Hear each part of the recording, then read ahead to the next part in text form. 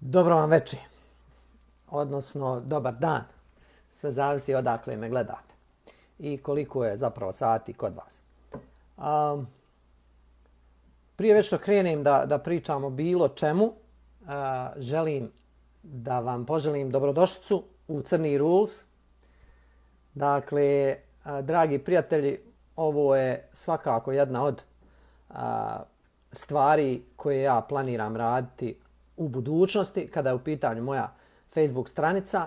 Dakle, pored svih nekih ostalih sadržaja koje sam planirao da tako kažem dijelim sa vama, ja također planiram i s vremena na vrijeme da se uključim na ovaj način, možda i da razgovaram, da tako kažem, s vama ili da pričam o određenim temama za koje ja smatram da mogu da jednostavno unaprijede nečiji rad, možda da stave fokus na nečije želje, na nečije ciljeve i tako dalje. Danas, evo nešto sam se ranije uključio par minuta, danas sam odlučio, kao što sam već najavio, da pričam i da govorim na temu cilj. A kada kažem cilj, mislim na sam proces definisanja i postavljanja ciljeva i želim jednostavno da kažem neko svoje mišljenje koje je definitivno zasnovano samo na mom ličnom iskustvu i na onome kroz što sam ja prošao, na onome što sam ja naučio kako od svojih roditelja, prijatelja, saradnika, da tako kažem, profesora koji su me vodili kroz život i koji su jednostavno mi pomogli da postanem ono što sam ja danas. Dakle, da li je proces postavljanja ciljeva jedna jednostavna ili komplikovana aktivnost? Da li treba da znamo nešto više o tome prije već što se upustimo u jednu takvu priču i koliko zapravo na koliko stvari bi trebali po nekom mom skromnom mišljenju obratiti pažnju prije već što krenemo u jedan takav proces. Još jednom vam želim dobrodošlicu. Evo, zvančno je sada već 22 sata po tamo našem vremenu, ovdje kod mene 4 popodne. Ja znam da je petak, znam da mlađe generacije koriste priliku možda da izađu malo napolje, da se prošetaju, da izađu i tako dalje, ali ovaj video će svakako biti na mojoj stranici čak i poslije, tako da volio bih da mlađi ljudi koji prate ovu moju stranicu pogledaju i da pokušaju otprilike nekako da izvuku neke benefite za sebe kada je u pitanju njihov budući rad i pristup životu. Dakle, rekao sam o kojoj temi planiram govoriti, međutim prije već što krenem želim još jednom da se zahvalim zaista svima na podršci koju mi pružate do sada. Juče sam već objavio, moja stranica je juče nekad dobila i 500 tog pratioca, sada već 520 i nešto. Jako sam ponosan na to. Iskreno tako nešto sam i očekivao, ali u malo nekom dužem periodu, ne u ovako kratkom periodu da ću uspjeti da dođem do broja 500. To je svakako za mene jedan podstrijek i mogu slobodno reći obaveza i odgovornost više da sve ono što sam obećao što ću raditi na svojoj stranici i uopšte u ovoj nekoj online priči da to i nastavim, pa možda čak i da proširim neke svoje djelatnosti. Sad za sad sve ide onako kao što sam i planirao. Nadam se da će tako i ostati. Ja ću se svakako truditi da svojim radom i da svojim, da kažem, zalaganjem uspijem da održim jednu ovakvu atmosferu i jedan ovakav pristup koji je svakako na svom početku. Postavljanje ciljeva. Da li je to lak ili težak posao? Da li je to neka vrlo jednostavna ili zapravo komplikovana aktivnost? Ja se nisam nešto posebno pripremao za ovo, Međutim, napravio sam naravno sebi ovdje neke teze na koje želim da dam fokus kada je u pitanju ova tema. Pa ću se njima i voditi.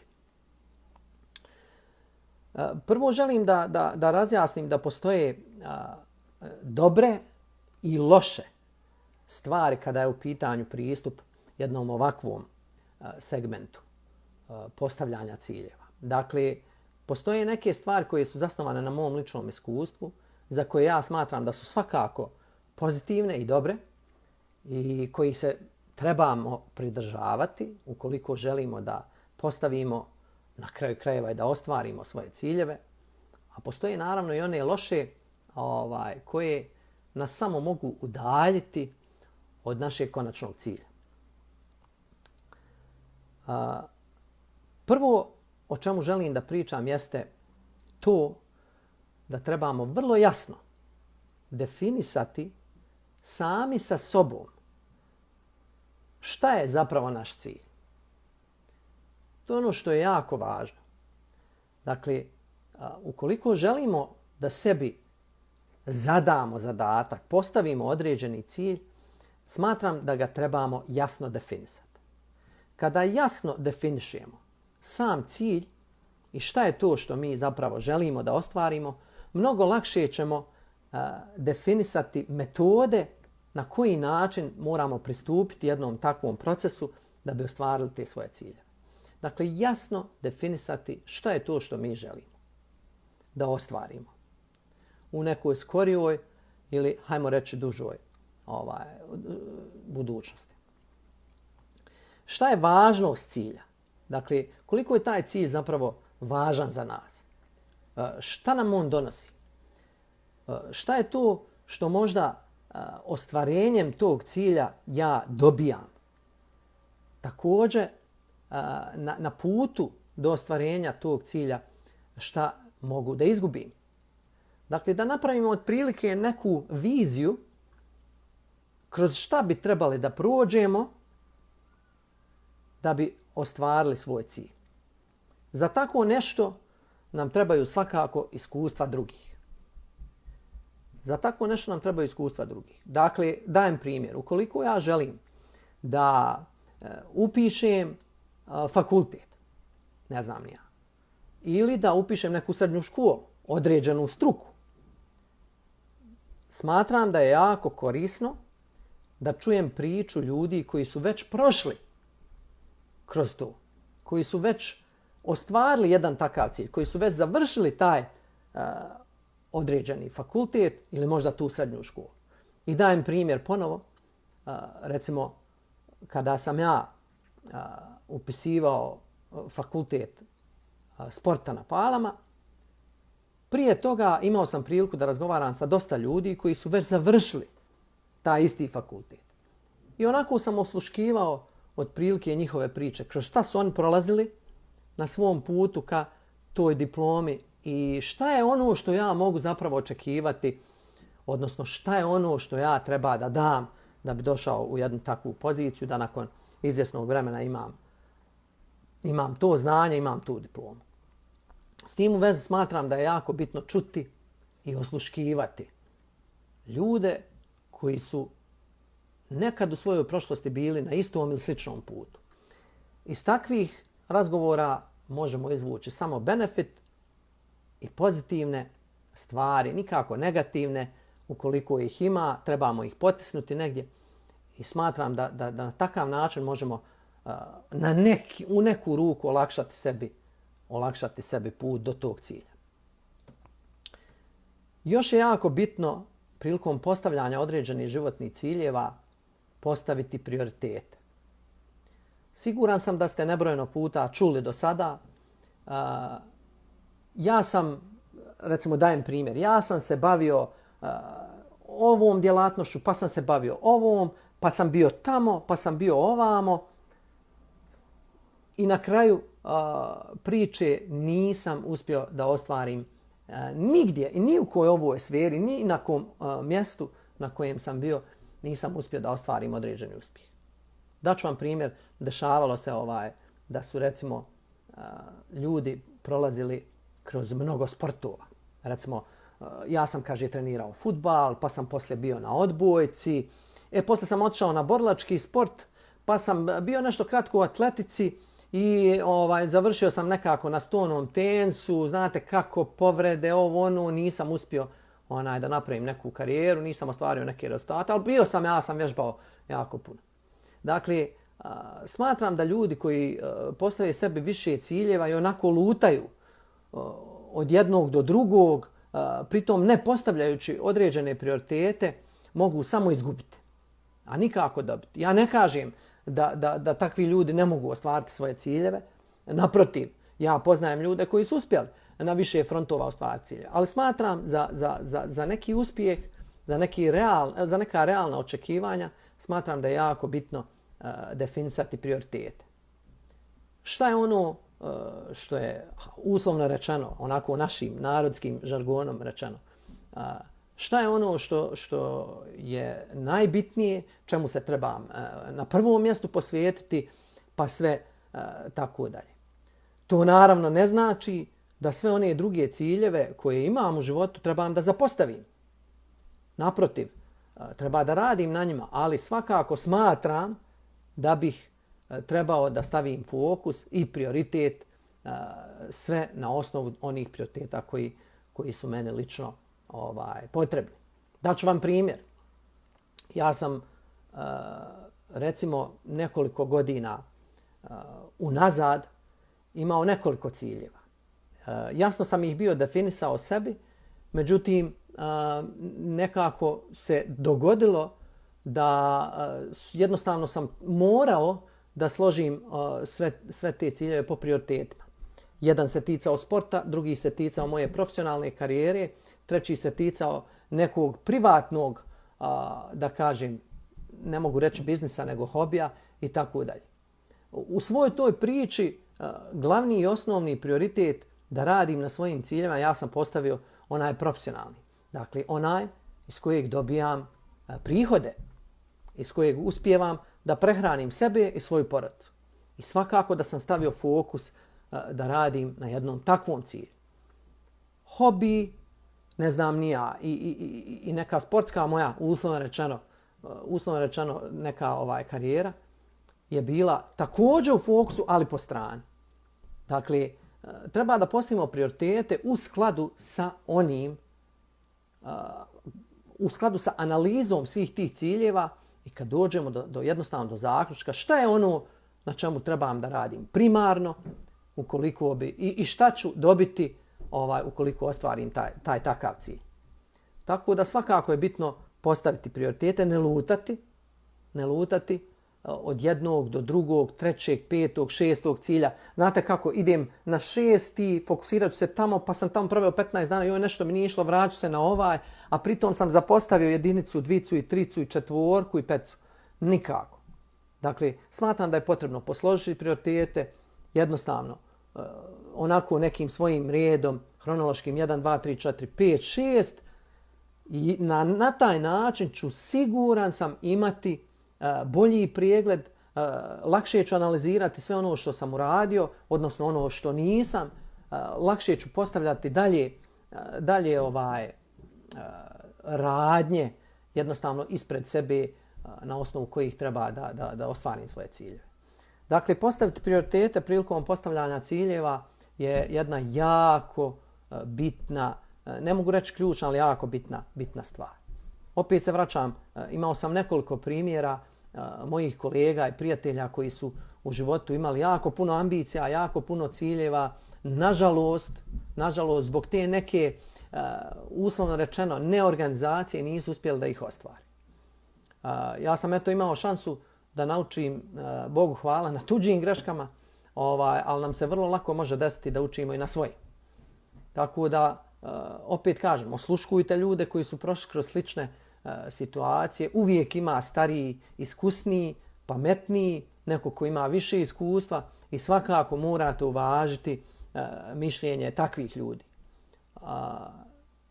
Siguran sam da u razgovoru sa drugim ljudima koji su prošli kroz iste ili slične životne situacije možemo samo izvući dobro, nikako loše. ono po meni još što je jako bitno prilikom postavljanja i na kraju krajeva ostvarivanja naših životnih ciljeva jeste svakako i način na koji mi pristupamo jednom takvom procesu. Dakle, ja kao pojedinac, da li sam zapravo svjestan šta je to što ja treba da uradim ili da kažem, onako žargonski rečeno, žrtvujem da bi ostvario jedan takav cilj. Kad slušam tamo razgovore sa uspješnim ljudima, pa ne znam ni ja, novinar intervjue, pa novinar pita recimo uspješnog sportistu, opet ja na sport, ali evo recimo ne znam ni ja, neka bude neki uspješni muzičar ili tako da. Koliko je potrebno odricanja da bi postigli to što ste upravo vi postigli? O tome želim da pričam. Dakle, ukoliko definišem svoj cilj, jasno sam definisao šta je to što ja želim da ostvarim u budućnosti, treba također da definišem koliko sam ja zapravo spreman da se žrtvujem i da radim i da dam da bi došao do jednog takvog cilja. Treba realno posmatrati stvari koliko zapravo vremena treba da uložim svog zalaganja, svog rada da bi došao do određenog cilja.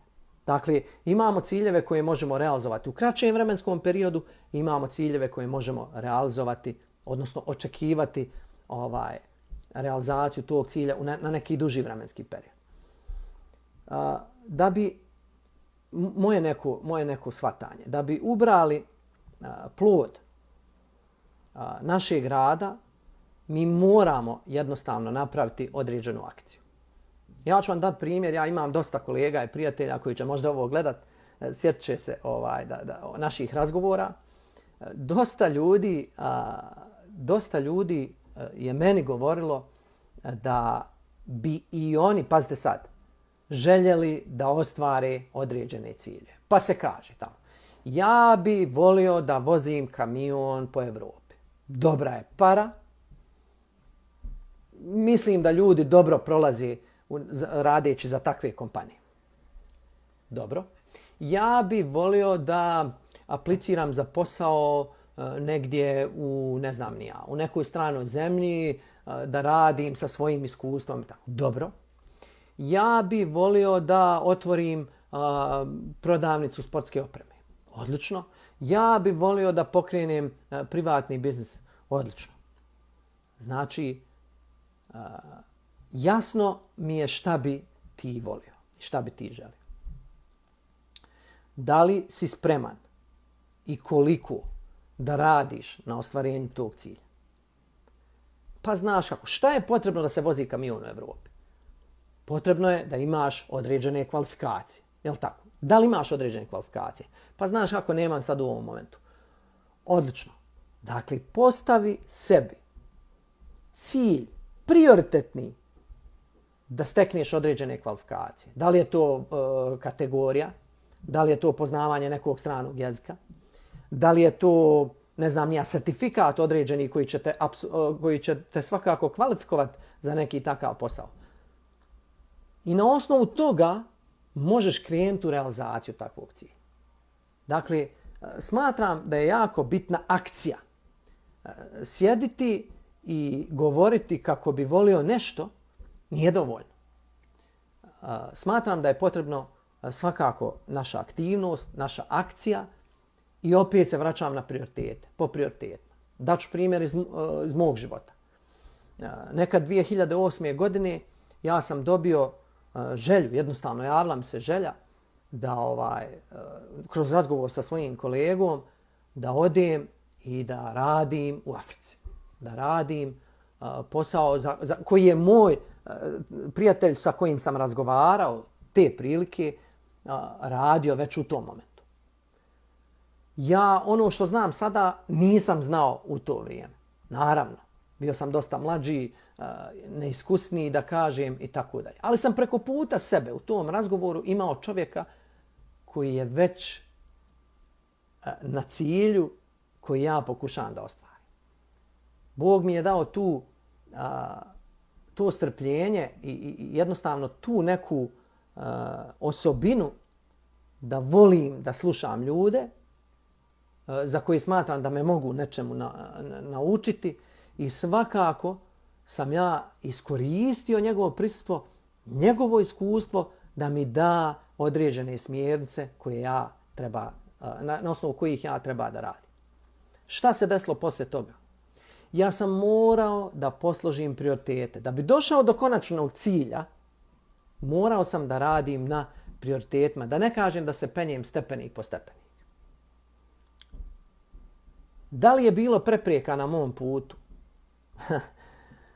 Više nego što sam očekivao. Ja smijem pričati o tome, to nije nikakva tajna.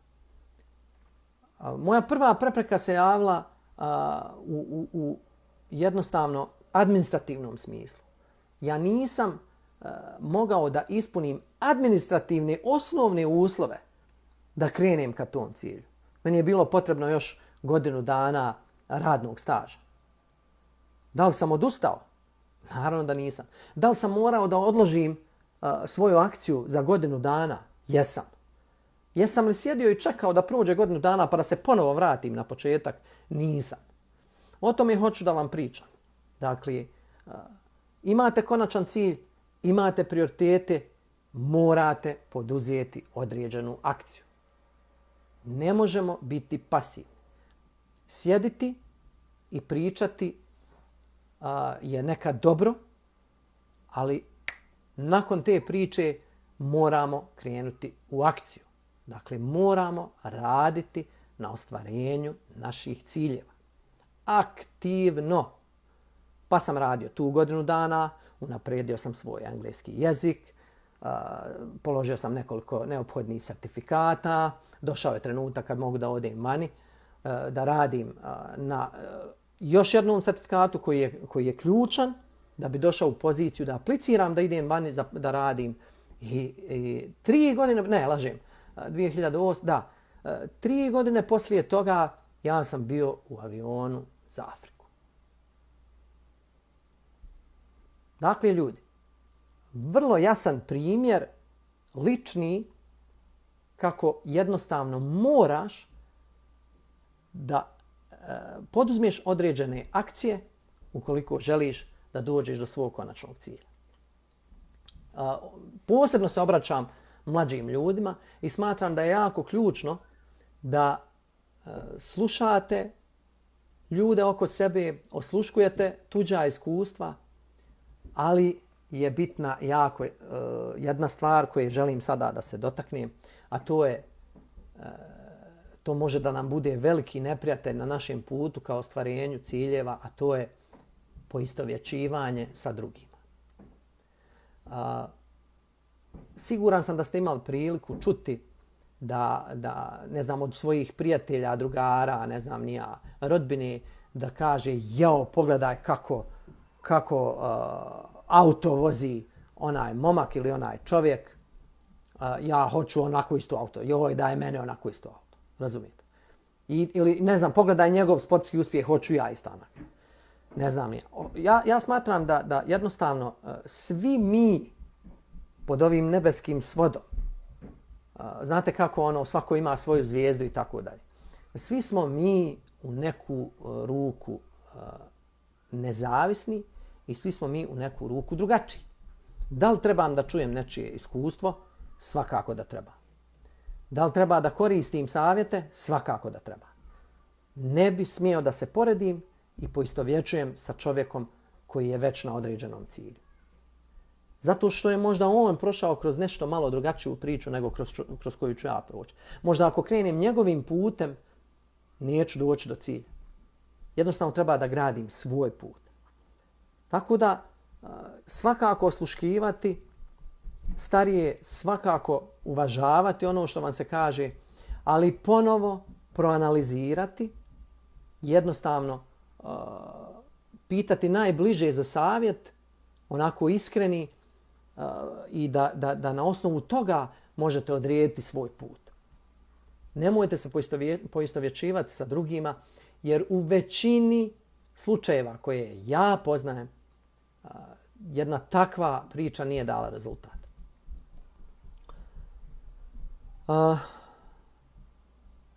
Evo, ja ispred sebe imam rokovnik. Dakle, sve što sam radio u životu, to sam naučio od svog oca. Dakle, sve što sam radio u životu, svaki projekat na kojem sam radio, svaka aktivnost mi je bila praćena jednim ovakvim, kako da ga nazovem, rekvizitom. Zapisujte. To nije floskula, to nije šuplja priča. Po meni. Ja smatram da je svakako bitno zapisati svoje ciljeve. Svakako bitno zapisati šta sam uradio, šta nisam. Šta trebam uraditi u budućnosti. Na taj način sve ono o čemu razmišljam ja izbacujem iz sebe, pišem na papir i dobijam fizički podsjetnik i dokaz da radim na svojim ciljem. Sjećate se one izreke, pametan piše, budala pamti. Desi se da imam 3-4 cilja trenutno na kojima radim. Pa sam krenuo vam, pa sam krenuo tamo. Joj, ne znam šta sam uradio na ovom, šta sam uradio na onom. Dokle sam stigao ovdje, dokle sam stigao ovdje. Jednostavno ne mogu da ispratim kompletan proces. Ovakve stvari nam mogu pomoći. Dakle, jednostavno napraviti, mi smo to zvali na poslu checklistu. Dakle, sve ono što mi treba, što sam uradio i sve ono što je završeno, sve ono što me čeka i tako dalje. Dakle, napravite sebi planer, to može biti onaj najjeftinija sveska u koju ću zapisivati sve ono što treba da radim. Jasan cilj, definisan cilj, da kažem čist kao suza, treba da stoji na papiru. I da nam bude podsjetnik kako i koliko treba da radimo da bi do njega zapravo došli. Šta je bitno po meni, pored akcije, pored truda, pored ne znam ni ja, svih tih nekih uslovno rečeno akcija koje moramo da održavamo tokom rada na određenim ciljevima, jako je bitan fokus i svakodnevni rad, svakodnevna akcija. Bukvalno. Ja daću dva primjera. Jedan je, daću primjer moje punce, majke od moje supruge. Vrlo jasan primjer. Žena svake godine ima svoju baštu, recimo. Daću taj primjer. Apsolutno svake godine, i to je tradicija koja se održava 50 i kusur godina. Ona vrlo jasno ima definisane ciljeve. Kad i kako, šta treba da uradi da bi ubrala plodove svog rada. Kad, u koje doba godine treba da pripremi zemlju za usjev, za sijanje, kad treba da posije, kad treba da radi na samom održavanju, uslovno tako da kažem, tog usjeva i da bi konačno ubrala plodove svog rada. Svake godine. To je jedan ustaljen proces koji se ponavlja godinama i jednostavno ta žena i mnogi drugi ljudi, pogotovo kod nas tamo, to rade mehanički. Bez zapisivanja, bez planiranja nekog posebnog, jer to je jednostavno neki ustaljen proces. Međutim, u tom procesu postoji nešto što je meni jako interesantno. A to je fokus. Koliko je zapravo ona fokusirana u kompletnoj toj priči od nekog ranog proljeća, pa ne znam tamo do negdje jeseni, do samog ubiranja tog ploda, koliki fokus jedna takva osoba zapravo stavlja u jednu takvu priču. Pa ne znam, svakodnevno ide tamo, pa čupka travu, pa ne znam ni ja, okopava, pa ne znam sad koje je usjev u pitanju. Dakle, jako puno truda i rada svakodnevnog. Svakodnevnog. Uzmite to ovako. Ukoliko, jednostavno sami sebi kažete, ukoliko danas ne posvijetim sebe i ne napravim određene akcije, da radim na ostvarenju mog jasno definisanog cilja, gubim, idem korak nazad. Postavite tako to sebi u glavi. To je jedan primjer vezano za moju punicu. Drugi primjer ću vam dati vezano za moj najnoviji projekat. Ja sam sebi definisao jasne ciljeve vezane za ovu priču koju upravo sada radim. Online priču. Dakle, jednostavno postavio sam sebi cilj da napravim Facebook stranicu, da okupim što više ljudi u njoj, da je povežem sa svojim Instagram profilom, i da je povežem sa svojim YouTube kanalom. Da napravim jedan projekat na kojem ću raditi svakodnevno i koji će, nadam se, nakon određenog vremena da mi ostvari određeni plod koji ću moći da uberem i jednostavno da uživam u njemu zbog ovog svakodnevnog rada. Ja takav pristup imam ovoj priči.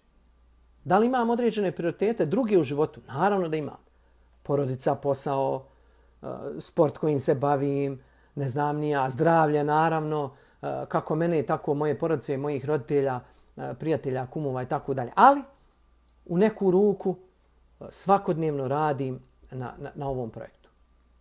Pa se desilo u posljednja 3 dana, dajem vam primjer, posljednja 3 dana sam bio fizički spriječen da u toku dana radim na ovom projektu. Šta sam ja uradio? Svoju akciju sam pomjerio za nekoliko sati.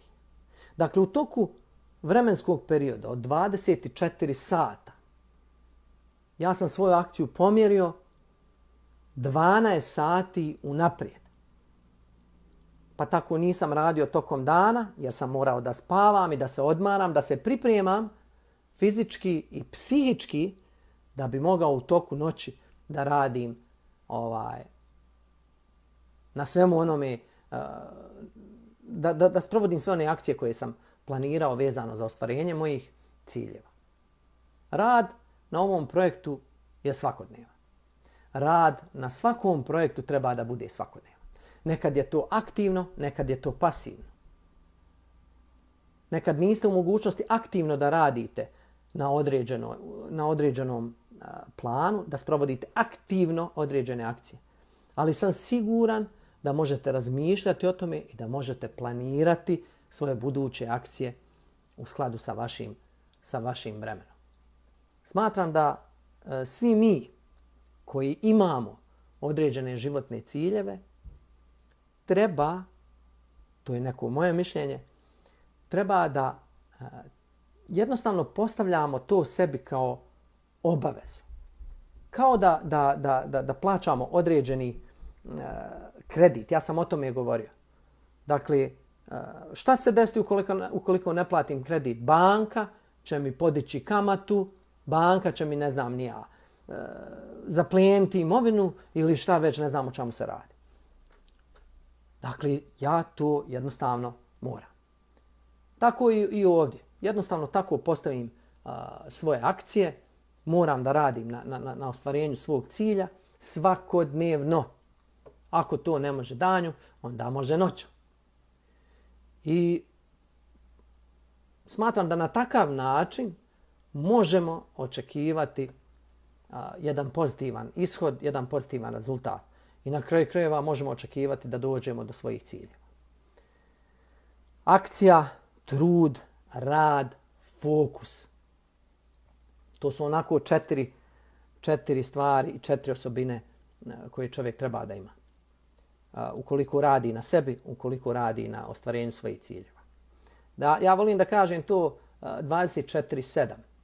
Nekad će se desiti naravno da ste zauzeti nekim drugim stvarima, ali opet kažem, na osnovu prioriteta odredite sebi na koji način ćete provoditi akcije na ostvarenju svojih ciljeva. Ako imate jedan cilj, radite na jednom cilju. Ako imate 5 ciljeva, postavite sebi prioritete i radite u skladu sa prioritetima. Dakle, šta je ono što je mnogo više važno, šta je ono što je manje više važno, ali nikako ne zapostaviti neke druge ciljeve. To je lutanje. Dalje, šta ne valja? Dakle, šta su stvari koje bi ja možda pripisao jednom podnaslovu, da tako kažem, šta ne bi trebali raditi? Ne bi trebali biti pasivni. Upravo suprotno od ovoga što sam malo prije pričao. Pasivnost je nešto što nas jednostavno samo udaljava od našeg konačnog cilja. Tako da, obraćam se mlađima. Ljudi, evo trening. Kada je u pitanju trening, ja znam da dosta ljudi koji mene prati, pogotovo mlađih, se bavi sportom. Trenirate, ne znam ni ja. I jednostavno, želim da vam postavim pitanje. Da li mislite da možete otići na takmičenje, utakmicu, ne znam ni ja, šta već, i da li mislite da možete očekivati pozitivan rezultat ukoliko ste bili u prethodnom periodu pasivni? Dakle, ukoliko niste vježbali i trenirali. Ja sam otprilike 200% siguran da će vaš odgovor biti naravno da ne može. Dakle, pasivnost je nešto što nas udaljava od konačnog cilja. Pasivnost je naš neprijatelj. Ukoliko sam pasivan, ništa se u mom životu neće desiti. Apsolutno ništa. Da li ćemo nailaziti na određene prepreke? Naravno da hoćemo. Evo imamo slučaj sa ovom današnjom situacijom, sa ovom pandemijom. Jednostavno, sale su nam zatvorene, igrališta su bila zatvorena do prije nekog vremena. Nismo u mogućnosti da idemo tamo i da vježbamo, ne znam, aktivno, da sprovodimo te određene akcije na putu do našeg konačnog cilja. Da li je to razlog da budemo pasivni? Naravno da nije. Naravno da nije. Da li možemo improvizovati da radimo na sebi? Naravno da možemo. Još jedna jako bitna stvar jeste improvizacija. Nekad će se desiti jednostavno da ne možemo da radimo onako kako smo zamislili, onako kako smo planirali. Moramo imati sposobnost improvizacije, prilagođavanja. Tu je neku ruku inteligencija. Sposobnost prilagođavanja novonastaloj situaciji. Da li je neko mogao očekivati da će u 2020. godini svijet stati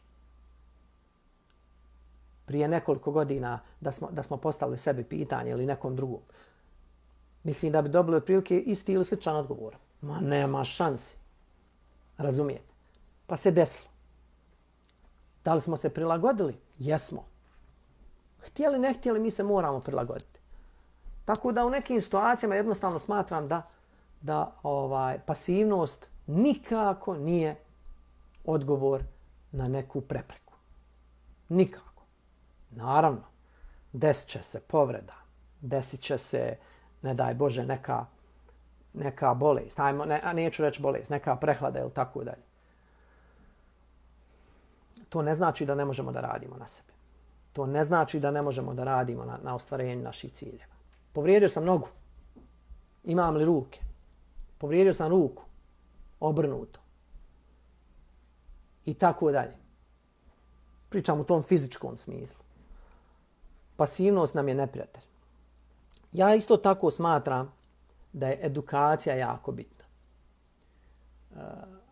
Znate kako kažu, ima ona na engleskom jeziku, ona fraza kao up to date. Znači, ili update. Jednostavno se moramo nadograđivati i ići u korak sa vremenom. Svakodnevno, to je moje mišljenje. Imate danas nevjerovatan izvor informacija. Internet. To je toliko olakšalo edukaciju da je to nevjerovatno. Ja ću vam reći da trenutno najviše vremena posvećujem, kada je u pitanju edukacija, najviše vremena posvećujem ishrani ili prehrani, kako već hoćete da je nazovite. Najviše se edukujem u smislu kako i na koji način trebamo pristupiti unosu hrane u naš organizam da bi to bilo što bezbolnije, da kažem zdravo, da bi to bilo zdravo za naš organizam. Na koji način to radim? Ja slušam predavanja ljudi koji su edukovani u tom smislu. Dakle, osluškujem ono što mi oni govore. Razumijete me? Učim. Sjedim u svom stanu i učim. Razumijete me? Znači, gledam na telefonu. Toliko je olakšana edukacija. Samo treba da se pokrenemo i treba da se edukujemo svaki dan. Svaki dan. Da napravimo naravno ponovo određene ciljeve. Šta želim da naučim? Želim da naučim o prehrani. Što je više moguće. To je moj cilj. Kako radim na njemu? Svakodnevno. Na koji način? 1. Čitam knjigu. 2. Gledam klipove i slušam stručnjake iz te oblasti šta govori. To je to. Na taj način ulažem u svoju edukaciju i na taj način ja aktivno radim na ostvarenju mog cilja. A to je poznavanje pravilne, izbalansirane, zdrave ishrane za svakog od nas u bilo kojoj životnoj dobi. Tačka. To je moj cilj. Ja na njemu radim svakodnevno. Dakle, edukacija. Šta je još po meni jako, neću puno dužiti, šta je još po meni jako bitno izbjeći? A to je živjeti u trenutku. Znači, sad znam to, dobro mi je, to je to, živim. Živim život, ne treba mi apsolutno ništa više. U jednoj fazi svog života sam ja to pomislio. Vrlo brzo sam shvatio da sam bio u krivu. Ali navešću vam primjer iz mog života kad mi se to desilo i koliko sam zapravo bio nezreo u jednom takvom momentu. 2001. godine sam ja nakon 4-godišnjeg školovanja došao u priliku da uberem plod tog svog rada, došao sam do svog cilja i dobio sam zaposlenje. Ja sam se zaposlio kao policajac. U tom momentu, to se dešavalo tada u istočnom Sarajevu, ja sam došao na posao i jednostavno živio sam u trenutku. Toliko sam bio zadovoljan ostvarenim ciljem. Ja sam imao onako novu uniformu na sebi, kapu, ne znam ni ja, dotjeran, popeglan, uredan, došao na posao. I u tom trenutku ja sam mislio da je to zapravo to. Da sam ja uradio sve što sam trebao, ostvario sam svoj cilj i sada ću jednostavno bezbrižno da živim do kraja svog života. Toliko sam bio nezreo. Znate kako? 19 godina, izađete na ulicu, uzmete tablicu plastičnu na kojoj piše stop, policija, milicija, podignete tu tablicu, pokažete rukom mjesto na koje želite da se vozač zaustavi i vozač vas posluša. Zaustavi se. To je nevjerovatan osjećaj, moram vam priznati. U tom momentu sam ja mislio, Bože, hvala ti. Uspio sam u životu. Pogledaj šta radim. Međutim, nakon izvjesnog vremena, jako kratkog perioda, ja sam zapravo shvatio koliko težak, dug i trnovit put je ispred mene, da sam ja samo uspio da ostvarim jedan mali mikron u svim tim mojim nekim životnim planovima i da treba da se osvijestim, da vrlo brzo počnem da radim dalje na ostvarenju svojih nekih budućih ciljeva. Tako da nemojte živjeti u trenutku, uvijek imajte imajte ambicije za nešto više, nešto bolje, jer uvijek postoji način da se nadogradimo. Uvijek. Dakle, čak i kada mislimo da smo završili sve otprilike što je u našoj moći, postoji mogućnost da se nadogradimo, da se edukujemo više i da napravimo mnogo više u našim životima. Prije već što zaključim, želim još da navedem jako bitan segment, a to je ono najgore što nam se može desiti na putu ka ostvarenju naših ciljeva, a to je što ja ne želim apsolutno nikome na svijetu da odustane. Odustajanje je nešto o čemu treba pričati sa drugima, o čemu treba naravno i razmišljati, ali u smislu samo kako da do njega ne dođe, a ne da to bude opcija. Odustati od svojih ciljeva je za mene poraz. Ja to tako doživljavam i nikako drugačije.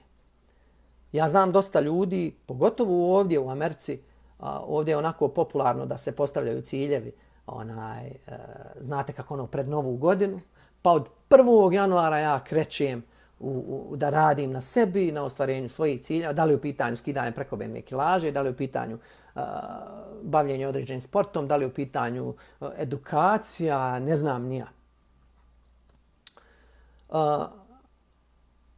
Otprilike do 15. januara to traje. To je ta neka, da kažem, početna euforija, taj neki entuzijazam koji nakon izvjesnog vremena ljude, nažalost, napušta. Ja smatram da mi Srbi imamo tu neku sreću da je januar mjesec za nas jedan jako bitan mjesec i da puno slavimo, da jednostavno nemamo vremena nešto puno da se posvetimo sebi u januaru, tako da mi izbjegnemo taj period. Što je jako interesantno. Ali ovdje sam jako puno primijetio da jednostavno ljudi u prvih 15 dana svake naredne godine ponovo postavljaju sebi iste ciljeve i ponovo odustaju od tih istih ciljeva. Tako da odustajanje ne bi smjela biti opcija na našem putu ka konačnom ostvarenju naših postavljenih ciljeva. To je jednostavno način na koji ja razmišljam i da li će se nekad desiti da moramo odustati na neki način, opet neću pominjati tu riječ, da moramo dakle prestati raditi na određenom cilju, hoće. I zato ću vam dati primjer iz ličnog života. Jednostavno,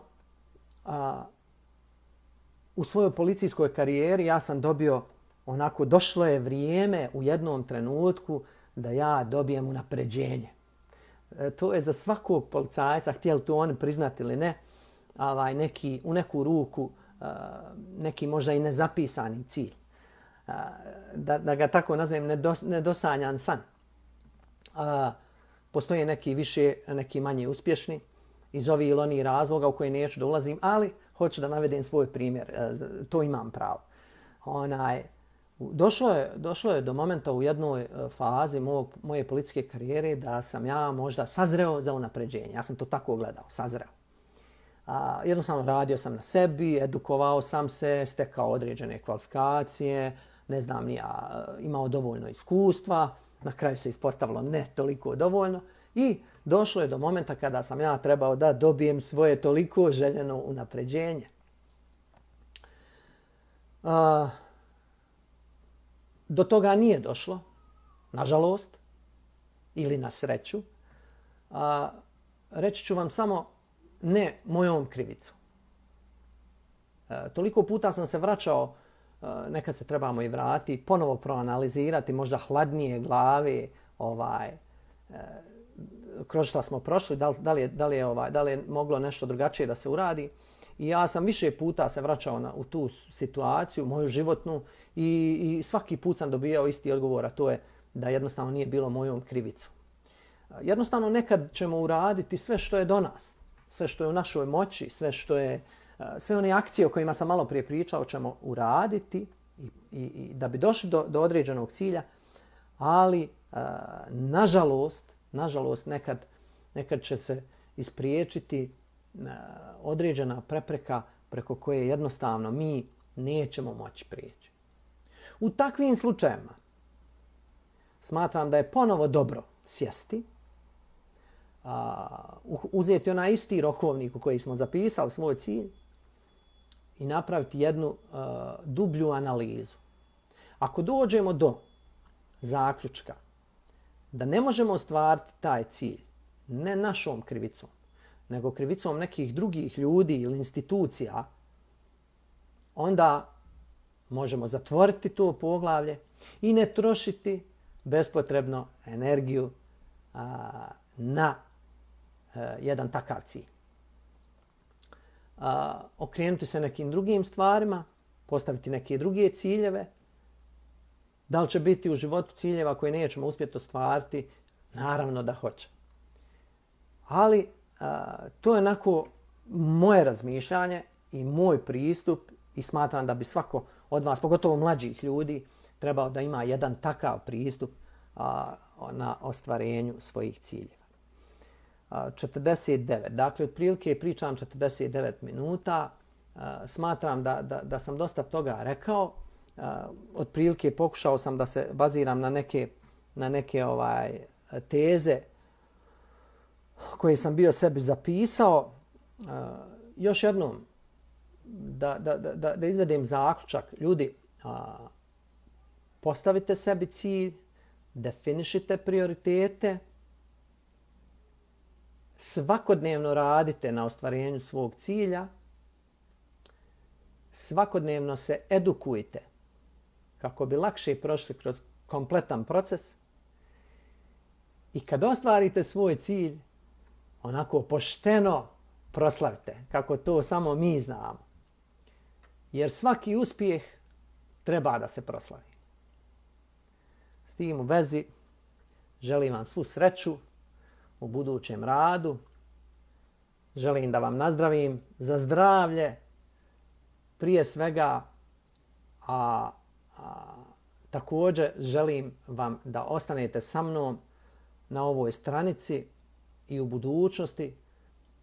Želim da mi pišete u poruke o čemu bi voljeli da pričamo, da razgovaramo, pa možda da dam ja neko svoje mišljenje i uslovno rečeno neki svoj sud o nekim životnim situacijama.